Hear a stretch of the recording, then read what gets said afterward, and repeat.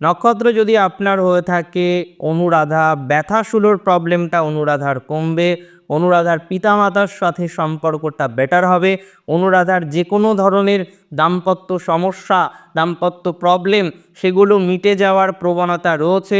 অনুরাধা নক্ষত্রের জাতক জাতিকাদের ক্ষেত্রে যে সমস্ত জাতক জাতিকাগণ কানেক্টেড রয়েছেন স্পিরিচুয়াল কোনো ম্যাটারে, তাদের ডেভেলপমেন্ট রয়েছে।